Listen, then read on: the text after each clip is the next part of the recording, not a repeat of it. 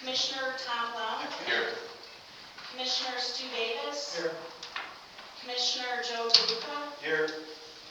Commissioner Al Ramirez. Present. Commissioner Luke Sempian. Present. And City Manager Craig Horton. Here. You also probably want to get the police chief and the DDA director. Okay, it's true.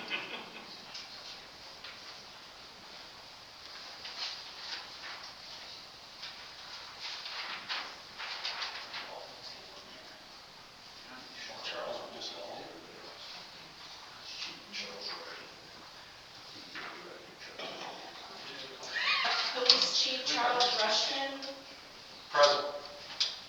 and DDA Director Charles Bennett. I'm here. Thank you. So I understand we have an addition to the agenda. That's correct. Yeah, some information came in after the agenda went out from the individual looking at the property at 452 Cedar Street and asked that it be added to the agenda. So that's what you have in front of you. So that we would be adding 9A2. Yes, 982.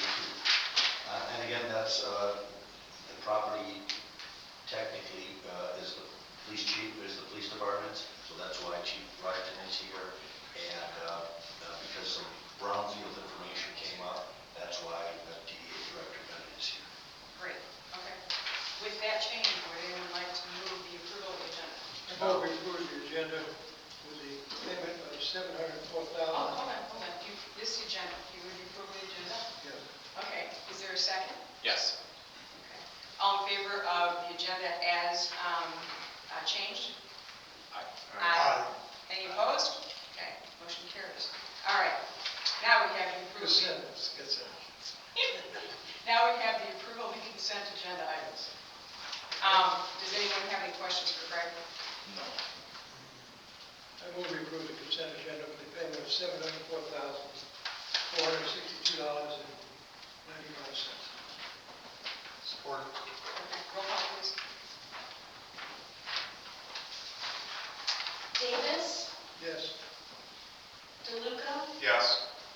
Ramirez. Yes. Sempian. Yes. Blount. Yes. And Yaki. Yes. What about? I don't need to vote. Oh, well, you seconded. Oh. Still have to ask. Okay.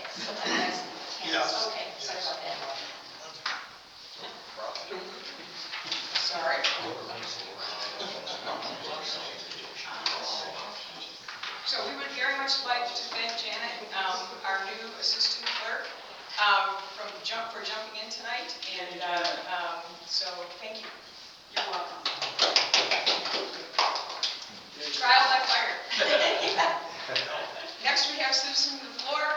If anyone would like to come up and speak, we have 5 minutes on the clock. If you go over 5, I'll let you finish your thought. But after that, we need to keep it moving. Please state your name and your address.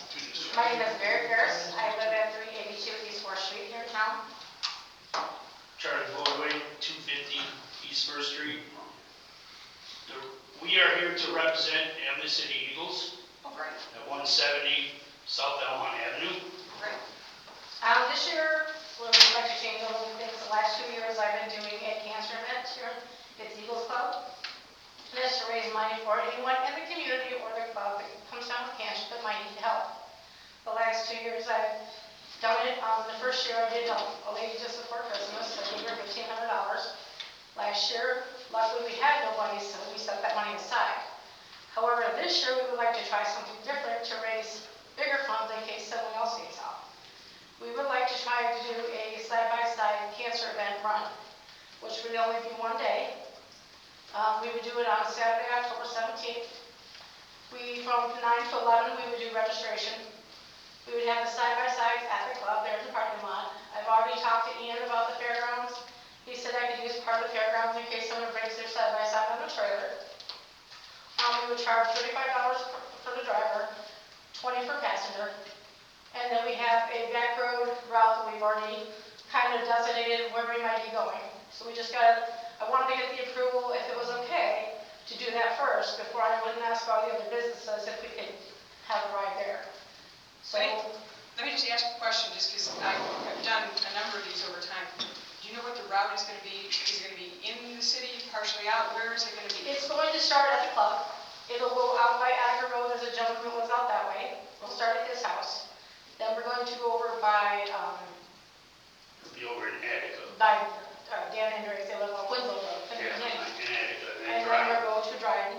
And then we're thinking about checking with the bowling alley in Elmont and possibly going to K-Pac over there and then coming back. And then we were going to have raffles, we're going to have a DJ, they'll have dinner. The amount that they pay to drive will cost $8 towards their dinner. So that's all included in that run.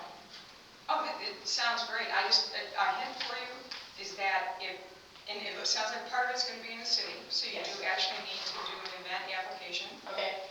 I can tell you that if you're going to be on the Pollyanna Trail at all, you're going to need an event application with the DNR. And it sounds like you may be in a number of townships, so you're going to want to check with them because of the fact that you may need an event application. Are you going to be in Imlay Township? Yes. We will start at the Eagles Club and then back at the Eagles Club. You're going to want to talk to the lady in yellow back here. Who I happen to know might be the new township clerk, or soon to be. And so I'm just telling you that you're going to want to check to make sure that you got all your T's crossed and your I's dotted with all the different places where you're going to be. Okay. No, it sounds great. Anything else? Would you like the copy of the permit emailed over to you or anything like that so you can check out? You can. Yeah. That'd be fine. I'm trying to get it approved because we only got like 2 months to get it done, and we just got done with the float for the parade, so now it's kick butt to get this done. So I'm trying to get things okay. Okay, great. Thanks so much for coming.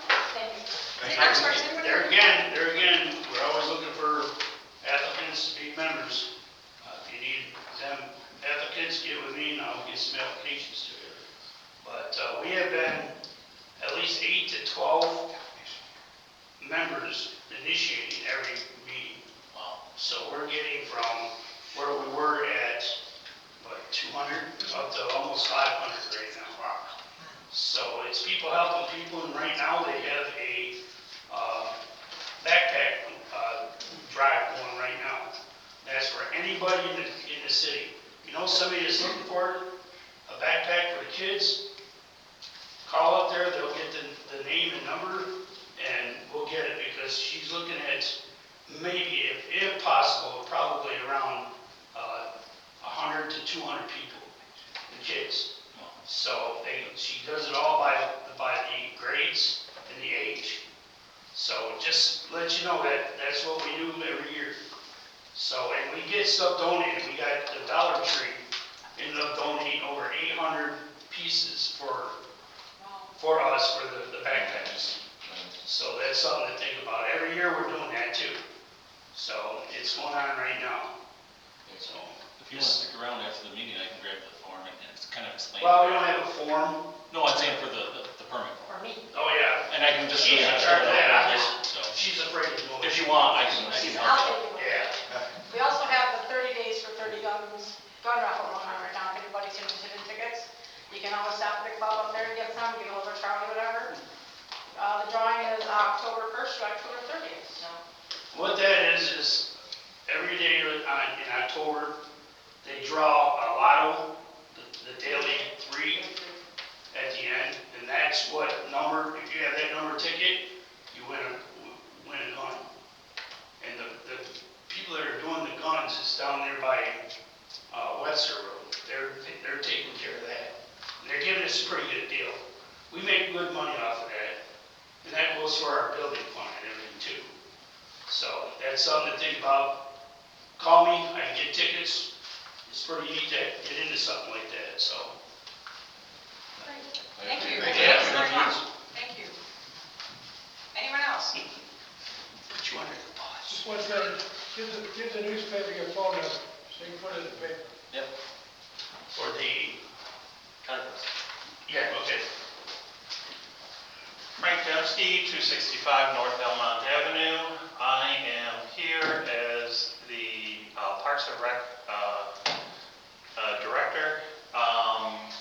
Just wanted to share some information with you. There's a lot of exciting things happening with Parks and Rec. The first is, I'm sure most of you have seen the improvements that we have made over at Lions Park. We are planning on having a ribbon cutting ceremony on September 29th, and we're going to make a big deal of it. We're going to have some other organizations set up booths there, including Seven Ponds, and we talked to the Hispanic Center today as well, because this is a big community event, and we wanted to broaden it beyond just the park and get as many families out there to celebrate the improvements there at the park.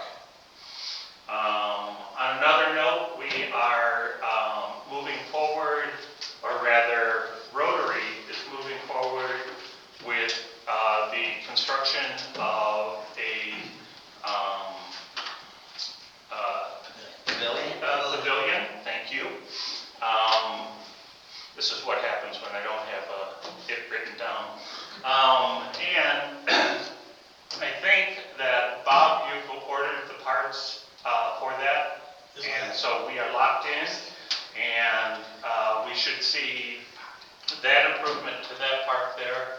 Lots of fun things happening with Parks and Rec, and I just wanted to keep you all apprised. Also to invite you all to our ribbon cutting on September 29th at 5:30.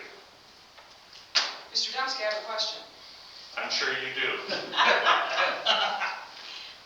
In regard to that pavilion at Rotary Park, what is Rotary's role in this? What is the Parks and Rec's role in this? Rotary came to us as courtesy since we are in charge of the parks, but basically it's being funded by Rotary. And we're gonna see other improvements, and like everything else, it's kind of piecemeal. We do what we can. Well, the same is true for Rotary. And, basically right now they have the money to do the pavilion, and so they want to get that out there because there used to be a pavilion there, and I think that it's sorely missed. So it's going to be a nice addition. About the same size, right, as what the old pavilion was? A little bit bigger, I think 24 by 32 is the footprint, yeah. Yeah. Nothing too big, not too oversized for the park. But if nothing else, it's going to provide shade for the moms and dads that are there, with their families. So a good deal. Any other questions? Thank you for your time. Wonderful. Would anyone like to speak?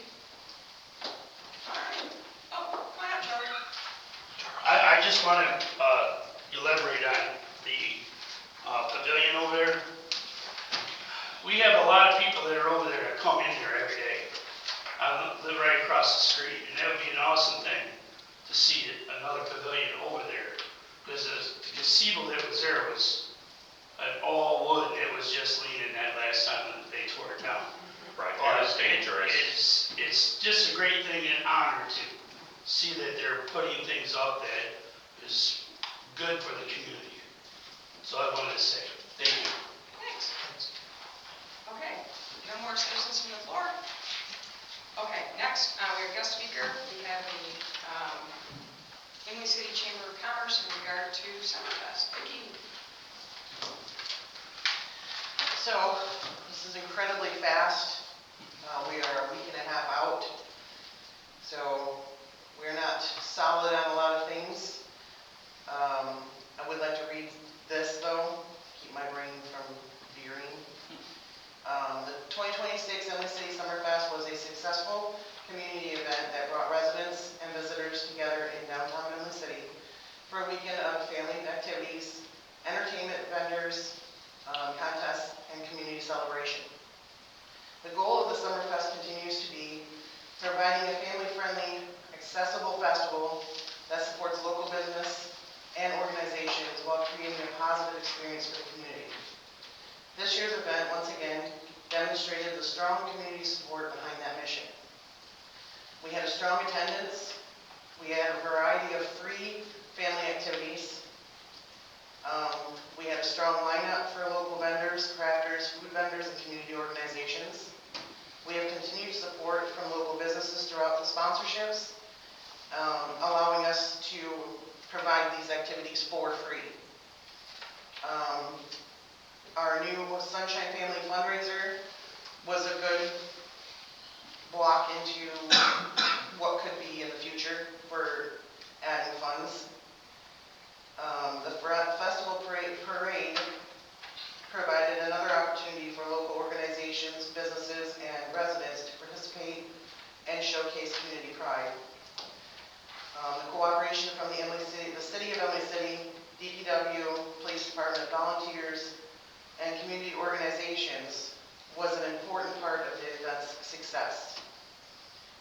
One of the biggest successes of Summerfest was the level of community involvement. Local businesses provided sponsorships and participated in interactive stations. Vendors participated throughout the event. Organizations contributed their time and resources, and volunteers worked behind the scenes to help make the weekend possible.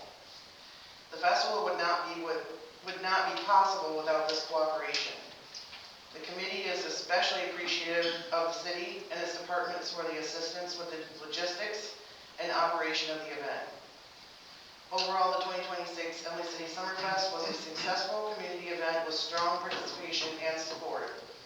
The committee is proud of the progress made this year and of the positive experience provided to the residents, families, businesses, and visitors. As we begin looking forward toward 2027, the committee will review this year's events to identify areas that can be improved, strengthened, and just something to work better going forward. Well done, by the way. Thanks. Yeah, thanks, Vicki. Good Awesome. job. Any questions? The parade route worked out really well. Well, I heard a lot of questions about it, but I tell you what, it worked out really it good. did. And the trains were, Well, you can't do that. Despite the train. The Which we have no control over. the trains are nerve-wracking always, but they did good. So, We commend you and all your volunteers. thank you. Thank you, Chamber. Well, thank you. Thanks. Yep. Wonderful. Okay, we do not have a department, correct? Okay, so unfinished business, do we have an update or anything in regard to the community center? We do. The committee met today, so, not yesterday's DDA meeting, but the last one. presented the rental agreement, sample rental agreement to the DDA board with rates and rules and everything. Going through that, someone wanted to rent the building. DDA board gave us their feedback. And then today, the community center committee met again, reviewed it, what we had from the DDA. I will be making the changes, and then it'll be in your packet at the next meeting. I would like your opinions as well, since this is a team event here. Make sure you guys like what you see, and then if the commission likes it, we'll get it posted. So, we are, I also been talking to Nancy Boxey. Hopefully in October, we'll have an answer on our fire alarm grant for the building as well. Oh, good. So, yep, that'll be. Explain who's on the committee. I'm not sure everybody knows that. Yep, so initially, now that the DDA is running the building, I opted to have a committee to help me kind of set up the rules and run it and everything else. So we have a member of the commission, which is Bob Tanis. We have a member of the parks, which is, they're on the committee because it is in the park plan to help with grants for the parks and everything else like that. And then a member of the DDA board, which is Kim Jorgensen. So we have all three parties involved, and then myself as kind of the, director of the committee.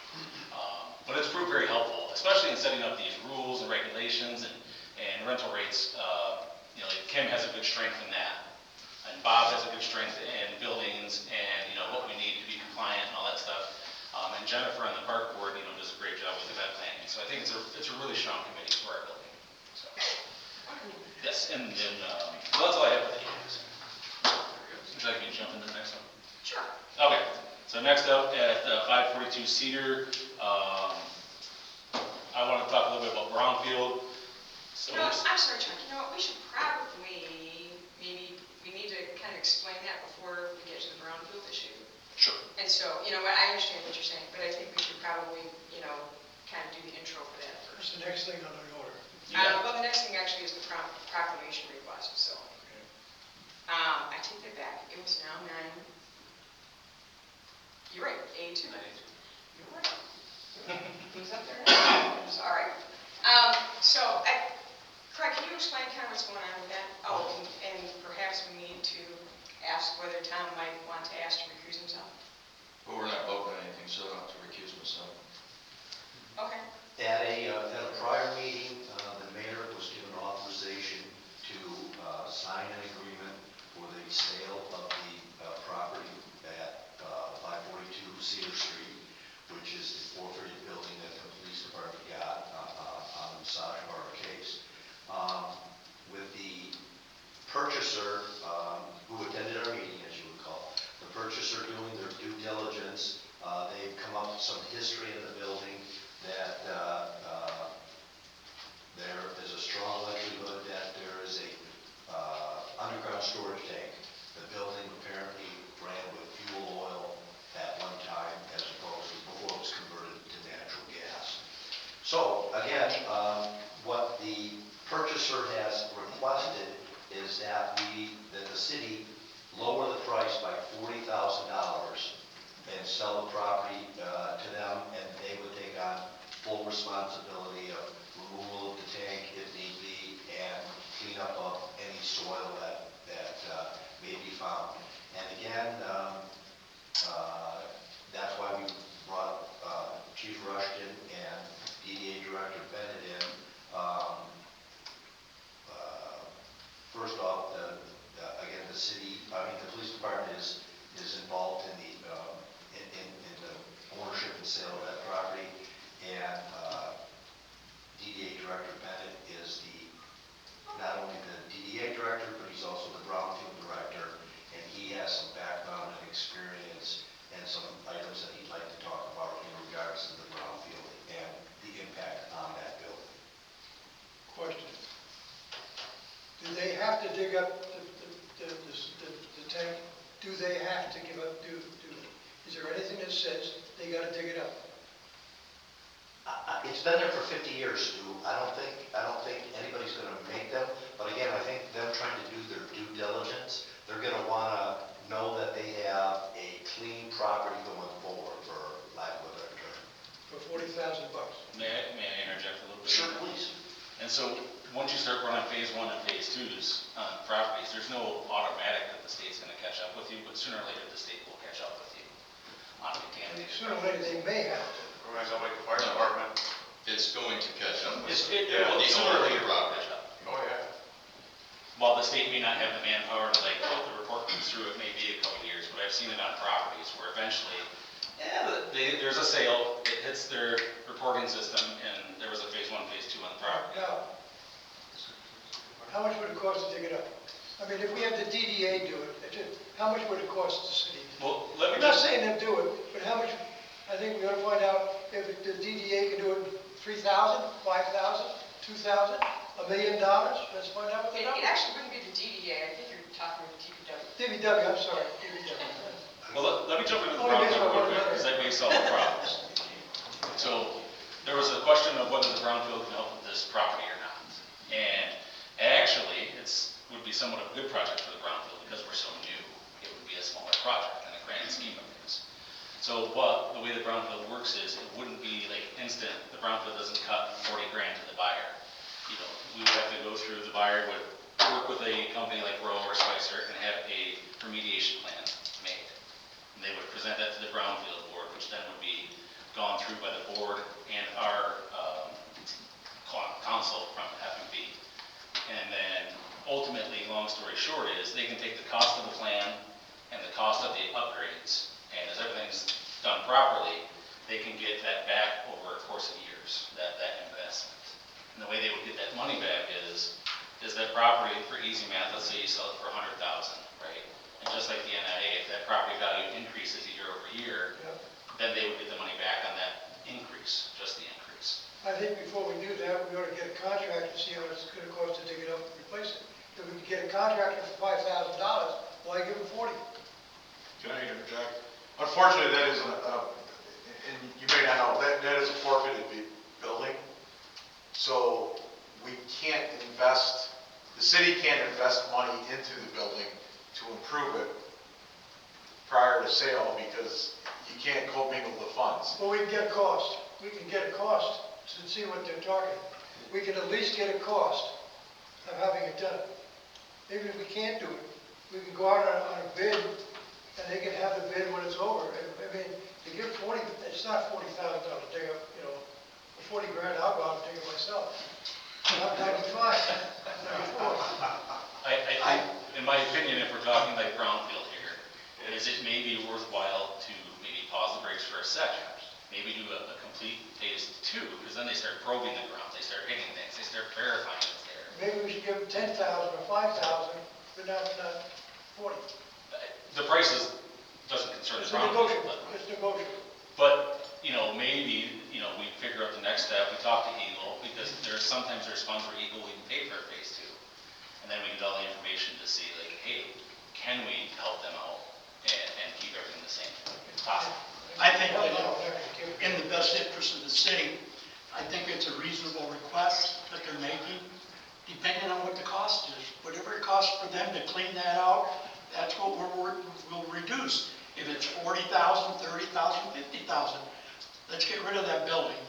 I would concur with the same. Put it on the tax roll. It's, I think there's a lot of pluses to it. I think the more we sit on that, much like the fire department, which we've seen with that, we're forever chasing it, we put how much money into that place. So I would say, the sooner that we can get this. Charles, just a question, when you said you're not allowed to put money into it, I appreciate you bringing that up, because that's true. If you're asking for money to actually invest in it on a phase 2, isn't that improving the discovery or not? Not if I can work around, like, let's say, Tom, I call you and we give a call to Eagle. Because they have historically have funds to help pay for phase 1 and phase 2s. Right. So maybe we could have them pay for that phase 2 to really get that concrete. So the only problem I have with it, I agree with Al, I agree with Joe, is this: once you go into that, we have no guarantee that there's not cross-contamination from the gas station, and that's a new gas station, but everybody around here remembers what it used to be. Oh yeah, gas stations always have a. No, I mean, at the corner there, there's no guarantee, there's no cross-contamination, and if I read the report right, the sump pump right near where it has to be dug up, that tank, that entire basement might have to be encapsulated, correct?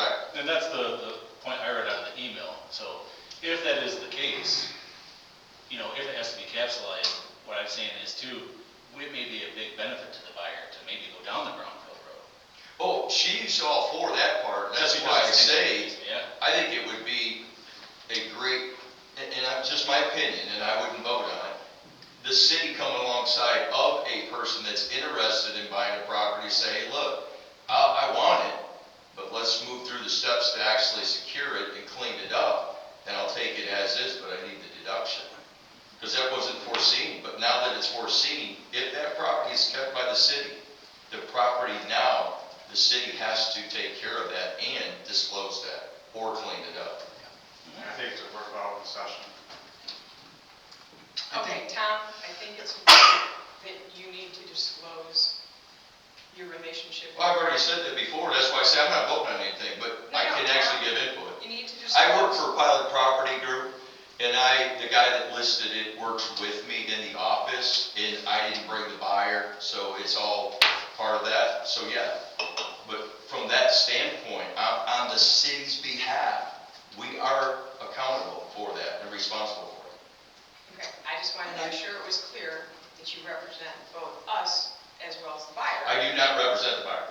Okay, isn't it? That's not true, that's not true. Is it not a dual representation? That is not a dual representation. I never showed that building to that person. I didn't draft a deal on that person. I met her the first time when she walked in the door 2 or 4 weeks ago. Okay, I just wanted to make sure that was really. Yeah, you're fine. I appreciate you. So I think that them as purchasers wanting to do the right thing before they do anything with the building, I think that's the way to go. I think those are the kind of businesses we need in town. So, Chuck, explain what phase 1 and phase 2 is. Generally, the phase 1, they're going back to the history of the property. They're looking at documents, tax documents, what the building used to be, and they're letting you know all the things the building used to be and what could have issues there, what they found. And so reading the excerpt out of the phase 1 that I saw, there is strong evidence that there could be a tank there. It's not 100% evidence, but there's strong evidence. And right. $40,000. So the phase 2 generally happens is the party's even more interested, and they want to do their due diligence even further. And so that same environmental company would come out, start probing, and just start verifying what is there, what isn't there, and what may need to be done. So for a prospective buyer, whether the money for the city and the buyer, that's, not necessarily my concern, but making sure that we get the property clean. I think the Brownfield could try to help navigate that. If the Tom says, if the basement's going to be a hot mess, if there's cross-contamination, in my opinion, I'd rather have the buyer know up front from doing the phase 2, because then the Brownfield could possibly save them a lot of money and headache down the road. So just kind of like walking with that buyer to help them. So, Chief Rushton, you were starting to say something, and I'm not sure you got a chance to finish your thought. Well, again, there's a couple of things, because it's a forfeited property, we can't commingle funds, so the city is possibly suggesting, the city couldn't invest any money into that property to remove a tank or anything like that. The second thing is forfeiture funds are required, they don't go to the city. They can only be used for the police department, they can only be used for specific reasons. Basically to combat narcotics, human trafficking, things along those lines within the city. So Either again, way, I don't want to give up $40,000. so it doesn't matter what it costs to clean it up. If it's got to get cleaned up, it's got to get cleaned up. You can beat the bush for We'll make that, $40,000. you're gonna end up making that concession along the way anyways, I'm gonna tell you right now. And Craig, how much were they gonna invest in this building? What was the number? I don't have that right in front of me, but it was in like the $300,000 or $400,000 range, I believe. Okay.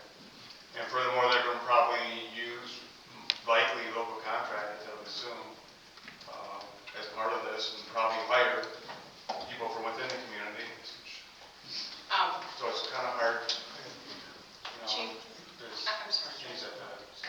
Chief, what, you were not quite done. What you were starting to finish your thought. again,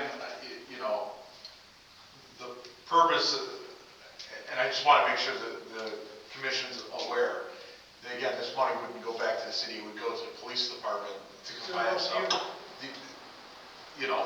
Again, one of the things we could buy, and we've talked about it, is police cars. As we discussed at the last meeting, you know, we probably are looking at next year having to upgrade at least one more car. You know, these funds could be used for it. I mean, the more we get for the building, obviously the more we can spend on police cars. But we also, the other thing we have to take into consideration is the cost that it costs us every year out of the budget. You know, and now, and Tom knows better on this, but I believe we'd have to disclose this on any future sale.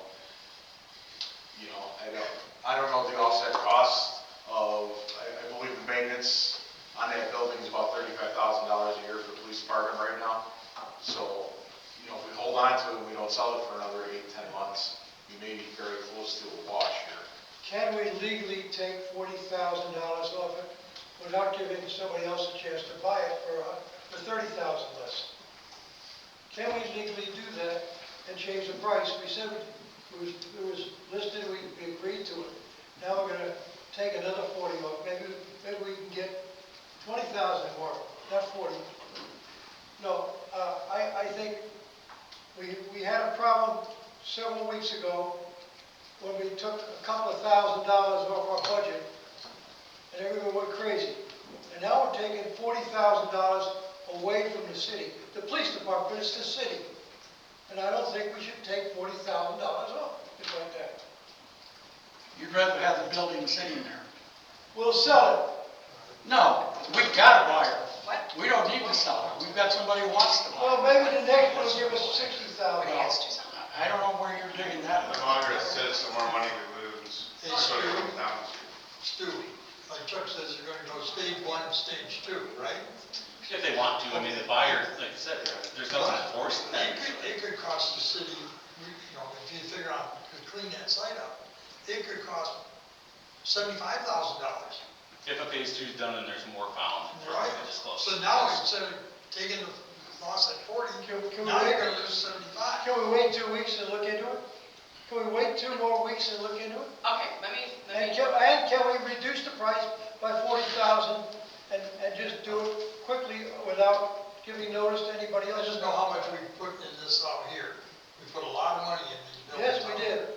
Do we wanna do it all over again? okay, No, hold we're not on. going to do that. Already Just done. go ahead. Okay, We all right, already hold did on, that. hold on. Okay, we have a couple options here. At this point, the buyers have said that if we reduce the price by $40,000, they'd be ready to close basically next week, okay? That's one option. Option 2 is that, the other thought that they presented was that we extend the time of the purchase agreement, another 45 days, to allow for due diligence. And during that time, we could do things like look at it more closely through brownfield. There could be more of a conversation with the buyers in regard to phase 1, phase 2. The information we have and we received is not actually phase 1. It is kind of a memo that said these are some things that we think might be costs, but it isn't even actually phase 1 that we received. So those are kind of our options at this point, because the purchase agreement is going to expire unless we decide what we want to do. So if we're going to make a motion, then I think perhaps Tom needs to ask. Yeah, I would recuse myself in a second, but I just want to clarify something. This is a phase 1, is it not, Jeff? What I got was not phase 1. Well, you didn't, but the purchaser did a phase 1. They From told what I us. gathered, the Correct. They email that- paid for phase 1, and I thought they delivered it to you a couple days ago. Have not seen it. Okay, so anyways, I'll recuse myself, but I think some of the information that's being given is not true. Yeah, I know I didn't see a phase 1, what I saw was like a memo from the environmental company. The recommendation from the guy that did the environmental. You know, That's all we've received. And then on the bottom, it said he had enough information to write the phase 1. And the only reason why I didn't recuse myself is because it says right here, we're not voting on something today. If you want to vote on something, I'll leave. But I'll be honest with you, I mean, you can extend it. This is a cash buyer. You cannot finance this property with that tank in the ground. So I'll recuse myself, y'all decide what you want to do.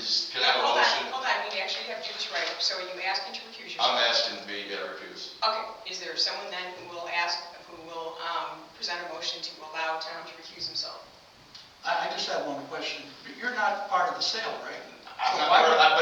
for the same company that John works for.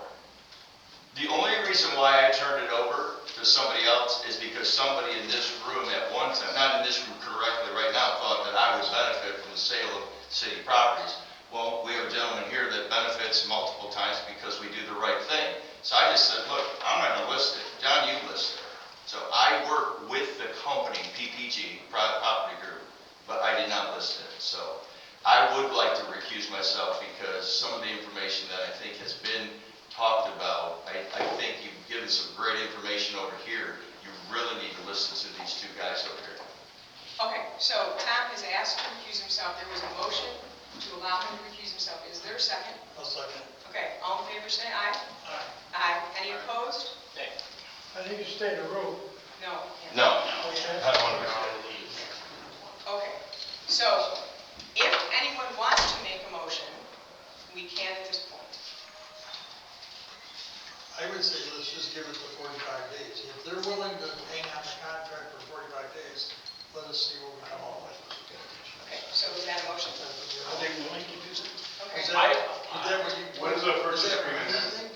I have not talked to the buyer at all Okay. on this. I've only talked to the real estate agents. My only thought or opinion on that matter would be, I think it would be due diligence for the city to give it another 45 days to have the actual printed phase one that's official come in the city's hands. So each commission member has that information. And then if, and only if the buyer wanted to use the brownfield, maybe since they would be getting the money back over X amount of time, maybe the city can meet in the middle with them on a price. Instead of losing 40, maybe you lose 20 or something like that. Because if the brownfield can get them 20 back or 40 back, maybe they work out ahead of the matter. But I do think having that printed phase one, just only my opinion, because I've gone through buying properties for the Brown City before that were contaminated. Having that printed piece of paper in your hand is also a very important piece because it's just got all the data in there. I think my opinion is the board, we want to review that before you do anything. Just that printed phase one. So that's just my 2 cents in the matter. But as far as brownfield goes, if they're willing and able, we may able to sit down in the meantime and say, okay, hey, there's this much contamination, there may be more. We understand you want 40, but if we can help you get the 40 back, maybe everybody wins. Right. Clearly the building needs to be sold, but maybe there's a way out for everybody to feel really good about it. Okay, so there's a motion to extend the purchase agreement for 45 days. Is there a second? I would second that. Okay. Let's do a roll call, please. DeLuca, Yes. Davis, Yes. Ramirez. Yes. Sempian, Yes. Tanis, Yes. and then Yaki. Yes. Okay, motion passes. So we will communicate that to the realtor. That we basically extended. I'll talk to John in the morning. David, if they want to set up a meeting with our brownfield consultant, see if that's something they want to do, in the 45 days, we'll meet with them too and weigh all the options to see what's the best. So Tom's decision was to extend it for 45 days. You went down. Just want to let you know. Okay. So nothing else in regard to that property, is that correct? That's Or it. anything else? Yep. All right, new business, the proclamation request in your packets. Should be near the end.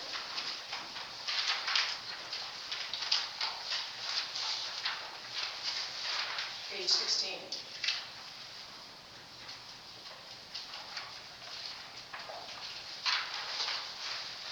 This is a request for a proclamation in regard to Craig Ross, who was a New City firefighter for more than 32 years. And whereas during Craig's years of service, he was a highly respected firefighter who mentored and guided many of the new firefighters. And whereas, due to being well respected by his peers, Craig was promoted to lieutenant in 1997, assistant chief in 2000, and was acting chief in 2001. And whereas Craig was one of the leaders of the Imlay City Firefighters Association and helped raise money for equipment outside of the fire department budget and for local area causes.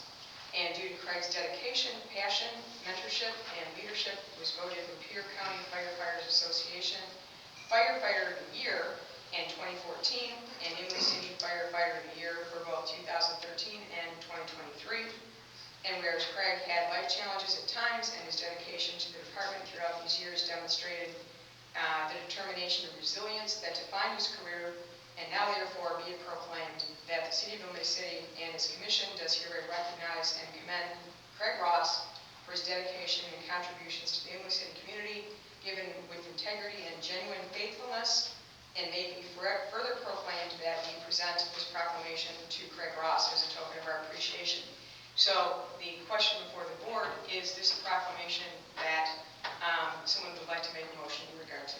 I'd make a motion to approve the proclamation honoring Craig Ross to be on the Tuesday, September 1st, 2026 City Commission agenda. Support. Actually, I think that what we do, right, is that we would approve the proclamation, we're going to present it on September 1st, is that the idea? I think that's the motion pretty much. That's what I, Okay, all right. So we've got a motion and a second, and it's a proclamation, so we do need a roll call. Blount, yes. Ramirez, Yes. Davis, Yes. DeLuca, Yes. Tanis, Yes. Sempian, Yes. and Yaki. Yes. Okay, motion passes. All right, our second, citizens from the floor, if anyone would like to speak. Travis Stites, 6700 Railroad. I didn't plan on coming to this podium tonight, but after what I just witnessed, I just want to bring something to everybody's mind here.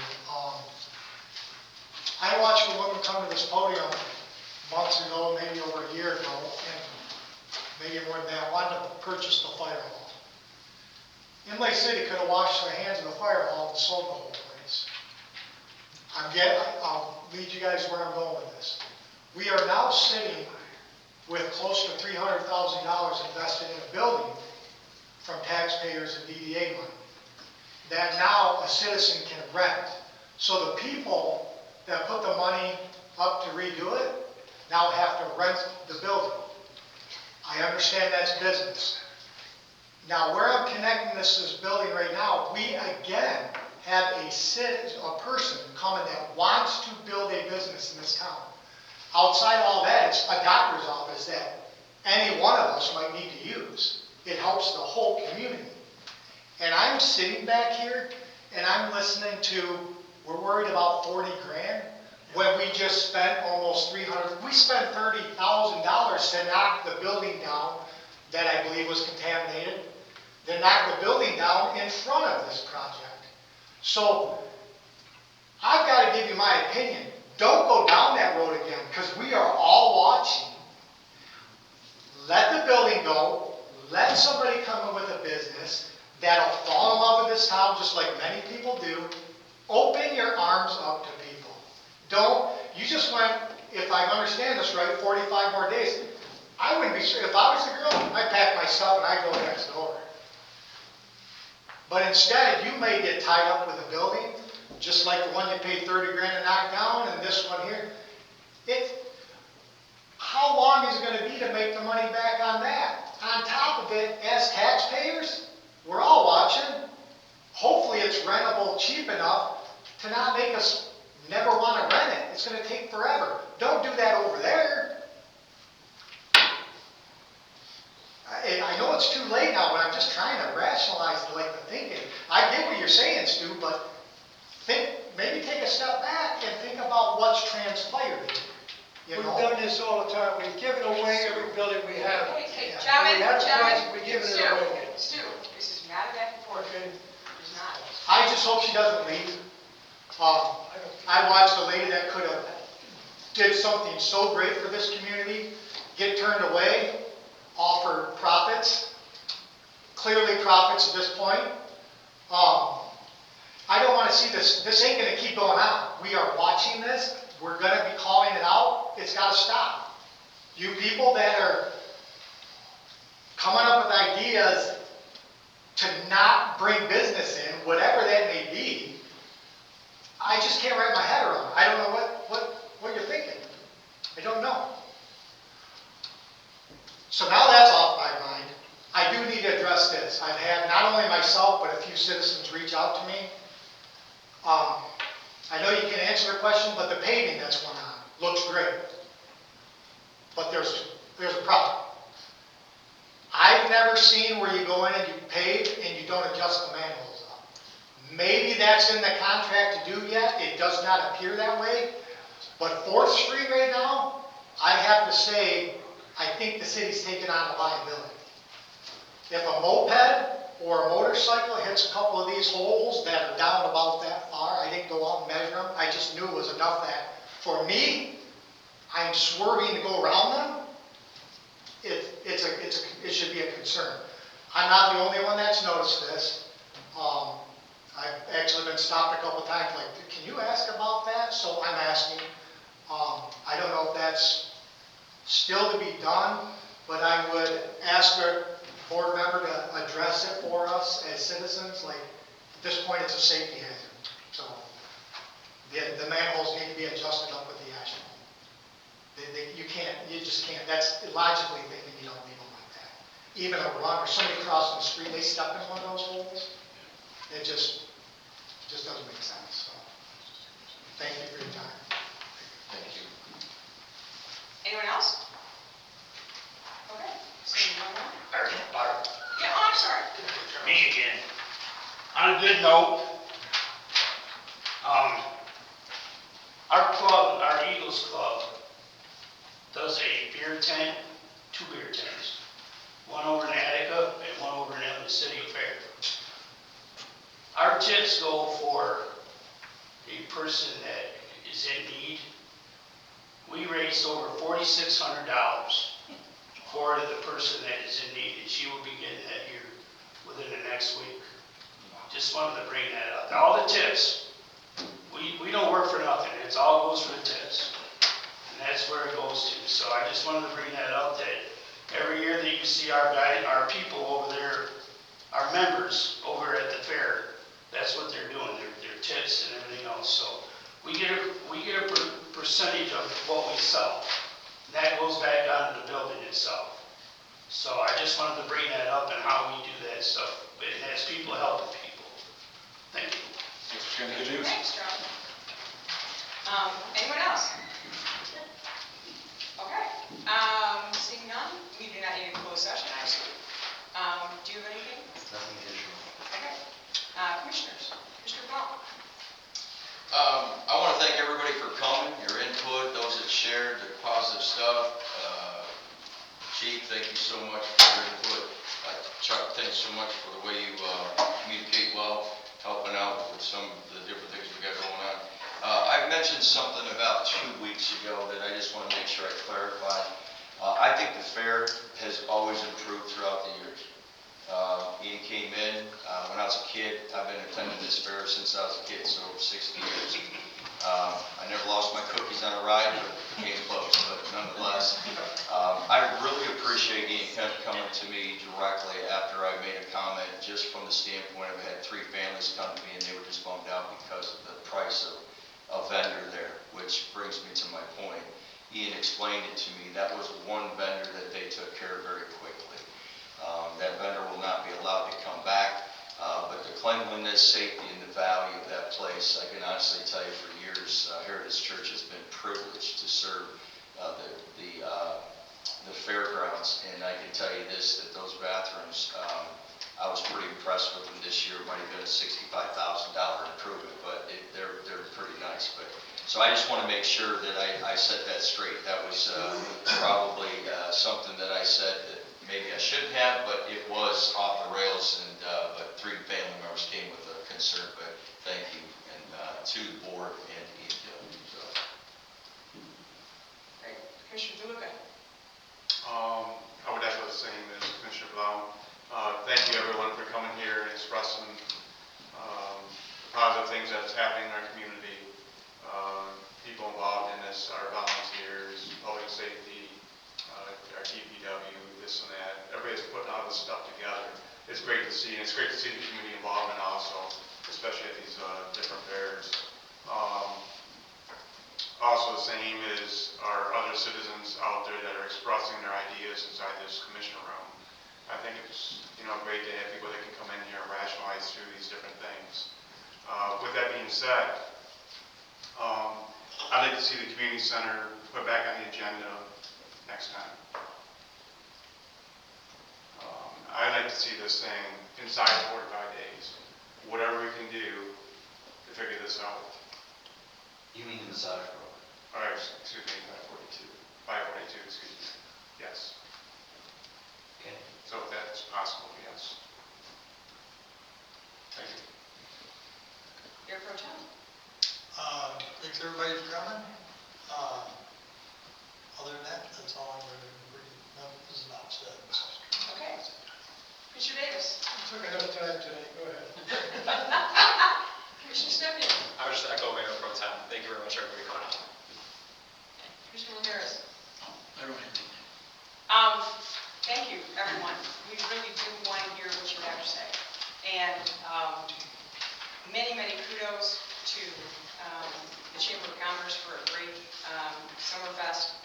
I'd like to thank our DDA director who volunteered his own time, his own money, and he ran the car show. And there were some really awesome cars. And so I want that keyboard. So anyway, thank you. And I really, really appreciate how, as everyone who said, there's so much community involvement, there's so many parts of this community that are now working so well together, and I really appreciate that. So, that's it. Stu, I think you're out. Motion, we go home. I think that's the same thing as. Close, that's close.